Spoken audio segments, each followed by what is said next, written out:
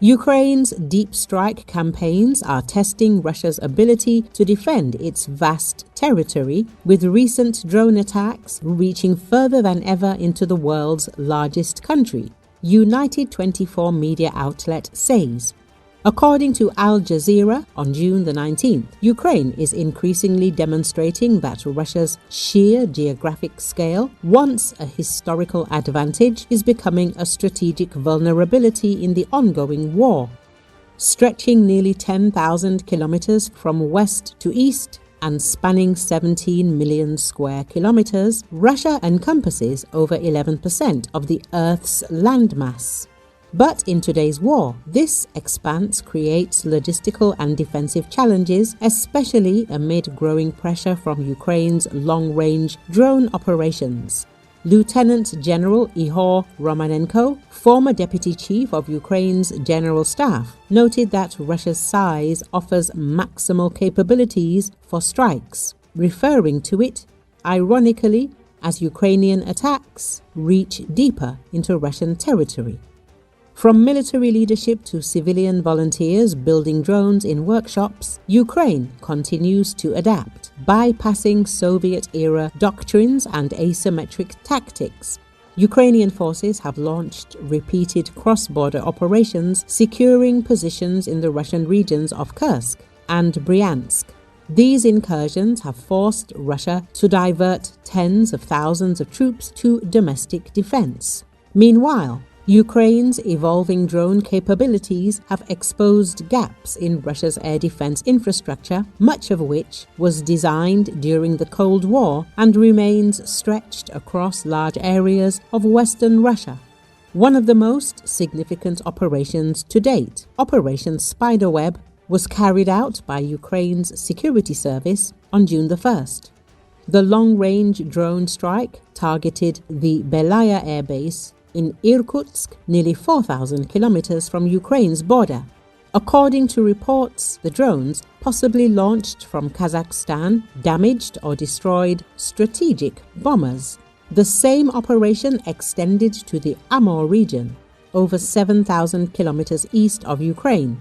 Only a technical malfunction prevented further damage at the Ukrainka airstrip, United 24 media says.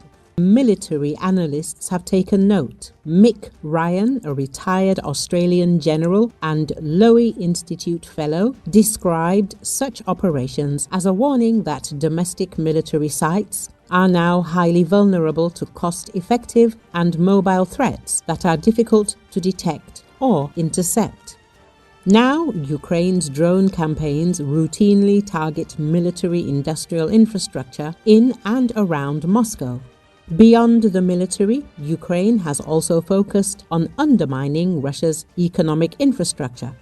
A series of strikes on oil refineries and fuel pipelines have temporarily knocked out up to 14% of Russia's refining capacity, according to the U.S. Defense Intelligence Agency. These strikes, seen as a response to Russia's repeated attacks on Ukraine's energy grid, have triggered a 6-month ban on gasoline exports, increased domestic fuel prices by 30%, and forced Russia to import fuel from Belarus, United 24 media says. Logistics have also been disrupted.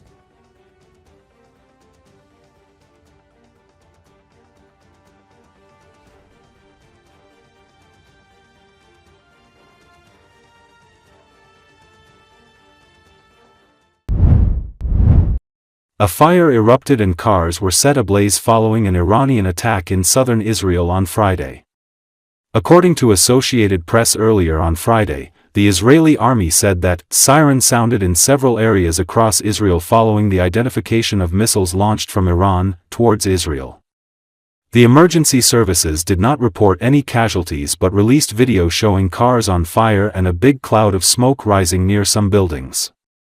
The latest attack came a day after an Iranian missiles hit a major hospital in Beersheba, southern Israel, and struck residential buildings in Tel Aviv on Thursday, wounding 240 people and causing extensive damage.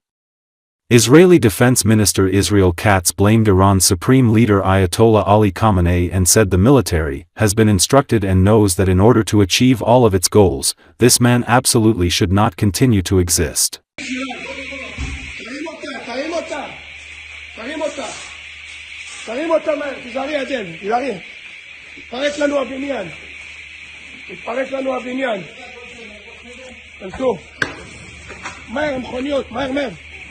לך ימינה, לך ימינה. לך ימינה, ימינה, ברב. בוא ימינה. בואו, בואו, בואו, בואו. בואו. בואו ימינה, יתפרק לנו הבניין. יתפרק לנו הבניין. יתפרק לנו הבניין. בואו, בואו, בואו, בואו, בואו. בואו. בואו. לאט לאט, בואי, בואי נרים אותך, בואי. מה יש להם לזרוק לשם?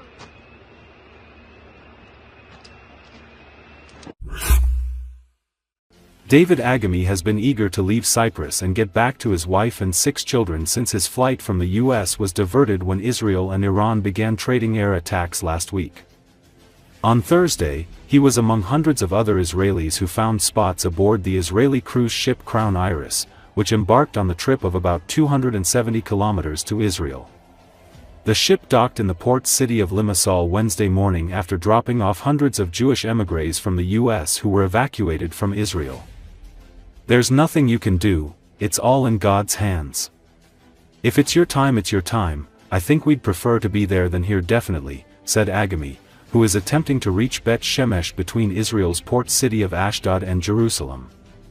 Cyprus Chief Rabbi Ari Zeev Raskin told the Associated Press that approximately 6,500 Israelis were in Cyprus after being diverted to the East Mediterranean island, the closest European nation to Israel, or traveling there voluntarily in hopes of catching a flight or boat trip back to their country. Cyprus has become a key transit point for the repatriation of third-country nationals fleeing conflict areas in the region, as well as Israelis and others wishing to return home in the absence of direct flights there.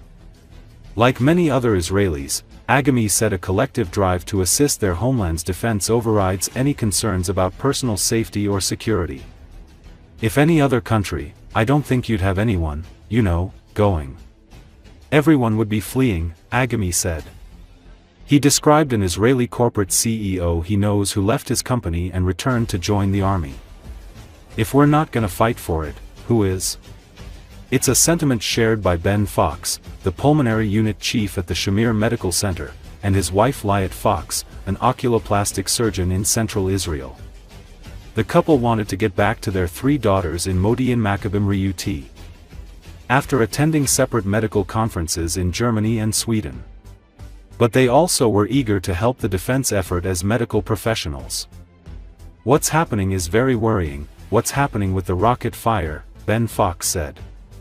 On the other hand, we're very happy that our army and our government's taking care of the Iranian problem, and of course we want to be with our family and we want to be available to help, if there's medical problems. The couple were aware of a missile strike against Soroka Hospital in the Beersheba area of Israel on Thursday, which wounded at least 40 people. Another Israeli in Cyprus, Haifa resident Hanad Azaleh, said she doesn't care about the missiles because Israelis have become inured to the threat. No, I don't scare. My little daughter is over there, my family is over there, and we're regular to this, Azaleh said. AP video by Petros Karagias and Lefteris Pidarakis. Production by Menelaos Hadjikostas.